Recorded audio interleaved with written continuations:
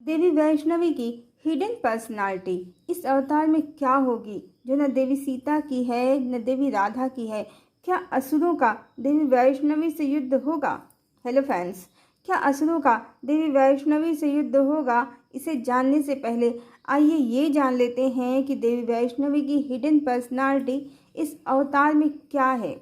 पिछले वीडियो में कल्कि, पद्मा और रमा की केमिस्ट्री में हम आपको बता चुके हैं कि किस प्रकार देवी वैष्णवी में माँ सरस्वती, लक्ष्मी और माँ काली तीनों की ऊर्जा है और किस प्रकार रमा और पद्मा माँ के ही दो स्वरूप हैं। रमा माँ का दुर्गा स्वरूप है और पद्मा माँ का लक्ष्मी और सरस्वती यानी रूप और ज्ञान दोनों का संयुक्त रूप है। माँ में छत्राणी से सूर्यता और गरिमा है, विदुषी से पांडित्य है, रूप और सौंदर्य माँ का अलौकिक है। पर देवी वैष्णवी की हिडन पर्सनालिटी क्या है जो वो सबके सामने प्रकट नहीं करती हैं, वैसे तो माँ सब सद्गुण धारिणी हैं, पर माँ का यह अवतार प्रथम तो इसलिए हुआ है कि वो सत्युग को धरा पर अवतरित करेंगी। दूसरे, इसके लिए उन्हें दुष्ट जनों का सामना भी बार बार करना पड़ेगा। असुरों की ऊर्जा उनको बार बार परेशान करेगी, जिनके नाश के लिए देवी को साम दाम दंड भेद सब लगाना पड़ेगा और इसलिए उनके ट्रैप को काटने की, असुरों के लिए हिडन ट्रैप क्रिएट करने की अद्भुत शक्ति और माया होगी देवी वैष्णवी के पास। देवी राधा श्री कृष्ण की विरही प्रिया बनकर रह गई हैं। देवी सीता का भी सत्य रहस्य लोगों को नहीं पता है, अन्यथा आध्यात्म रामायण तो यही कहती है कि सीता ही वो शक्ति हैं जिनके द्वारा राम ने रावण का अंत किया है। ऐसा नहीं है कि माँ के पिछले दोनों अवतारों देवी सीता और देवी राधा में कोई शक्ति नहीं थी, बल्कि तब कहानी ही ऐसी थी कि माँ का चरित्र, उनकी शक्तियाँ संसार से छुपी रहीं। प्रकट रूप में माँ की महिमा को मनुष्य नहीं जान पाए, जबकि राम हो या कृष्ण, उनको सर्वशक्तिमान बनाने वाली उनकी देवी ही हैं। इस अवतार में देवी वैष्णवी अपनी शक्तियों और अपनी ऊर्जा से इस सत्य को समस्त जगत में पुनः प्रतिष्ठित कर देंगी। तब धर्म के चरण हर युग के साथ घट रहे थे, इसलिए माँ की शक्तियों को कोई नहीं जान पाया। पर अब धर्म अपने चारों चरणों से युक्त होगा। संसार में सत्य, न्याय, प्रेम और करुणा का फिर से शासन होगा और इस बार जो अवतार है वो माँ ही हैं। वो ही धरती पर सत्युग को अवतरित करेंगी। तो अवश्य ही इस अवतार में मनुष्य माँ की परम सत्ता को जान पाएंगे, सर्वशक्तिमयी माता की शक्तियों और उनकी महिमा को जान पाएंगे। आने वाला युग नारी युग ही है और उसको धरती पर उतारने वाली माँ ही है। हमने आपको पिछले वीडियो में बताया है, ईश्वर की प्रेम कथा, सत्य कथा, पुरुषार्थ कथा में बताया है कि किस प्रकार लॉर्ड कल्कि ने इस अवतार में जो तपस्या की है उसके फलस्वरूप ही देवी वैष्णवी की जागृति हुई है, यानी देवी वैष्णवी सत्युग को धरा पर अवतरित करेंगी।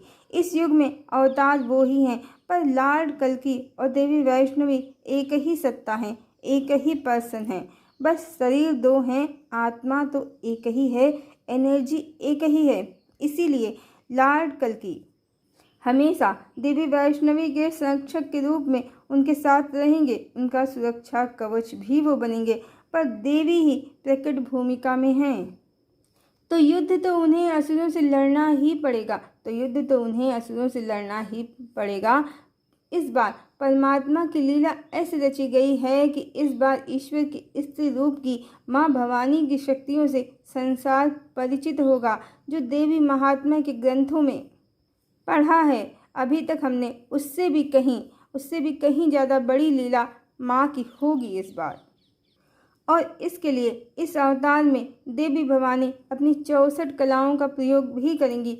उनकी हिडन पर्सनालिटी के कारण असुर उन्हें पहचान नहीं पाएंगे और देवी उनको अपने ट्रैप में फंसा कर उनको उनका अंत दिखाएंगी।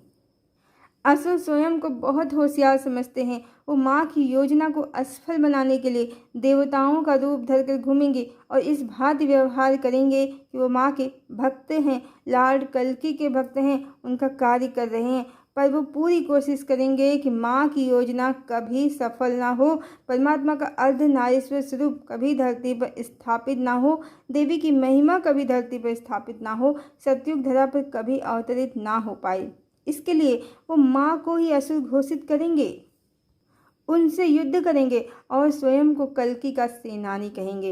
ये बिल्कुल वैसे ही है जैसे पांडवों को हराने के लिए दुर्योधन ने श्री कृष्ण से ही उनकी नारायणी सेना मांग ली थी।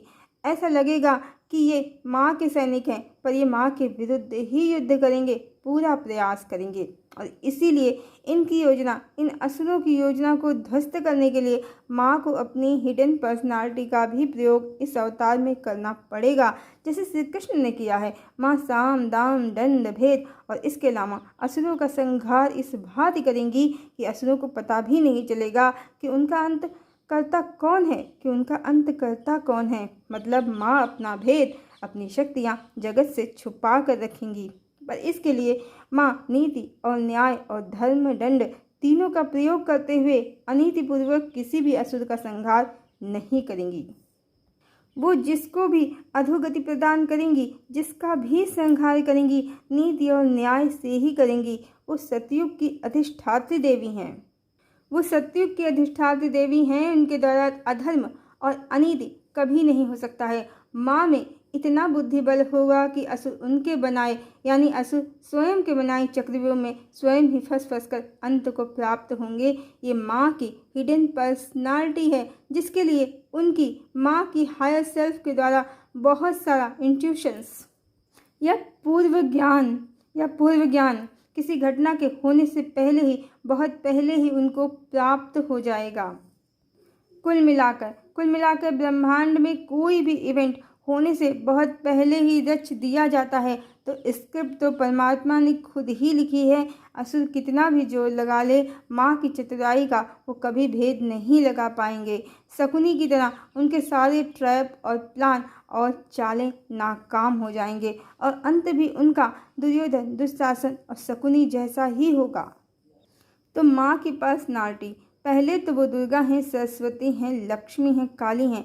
उनमें उनके हायर सेल्फ की सब एनर्जी है और उनकी हिडन पर्सनालिटी, उनमें ये एनर्जी, हायर सेल्फ की एनर्जी इस तरह से संयुक्त है कि वो कब अपनी किस ऊर्जा का किस तरह प्रयोग करेंगी कोई नहीं जान सकेगा। जो उनके बहुत क्लोज होंगे वो तो उन्हें पहचान भी नहीं पाएंगे और असुर उनकी मोहिनी माया, महामाया की मोहिनी माया में इस तरह विस्मित हो जाएंगे कि ये भी नहीं समझ पाएंगे कि वो स्वयं ही स्वयं का अंत करने के लिए अपने ही बनाए चक्रव्यूह में फंस कर अंत को प्राप्त हो रहे हैं।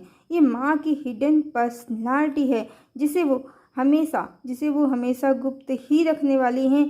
असुर जिसका भेद चाह कर भी नहीं पा सकेंगे। असुर एक ऊर्जा है अज्ञानता की, इसीलिए ये ऊर्जा उनको ही पकड़ेगी जिनकी चेतना जागृत नहीं होगी, जिनमें सत्य का अभाव होगा, छल कपट की प्रवृत्ति होगी। ऐसे ही मनुष्यों की आत्मा को असुरों की ऊर्जा अपने कंट्रोल में लेकर माँ से युद्ध करेगी। असुर इस तरह से माँ से युद्ध करेंगे। पर यह भी सच है कि माँ की शक्तियों और उनकी लीला का भेद असुर चाह कर भी नहीं पा सकेंगे, जैसे श्री कृष्ण का कोई भी भेद कौरव कभी नहीं पा सके। ये माँ की हिडन पर्सनालिटी है जिसका भेद पाना असुरों के लिए असंभव है। तो युद्ध तो होगा देवी वैष्णवी का असुरों से, और देवी वैष्णवी इसमें विजय भी प्राप्त अवश्य ही करेंगी, जो सिर्फ और सिर्फ सतयुग के अवतरण के लिए होगा। हरिओम।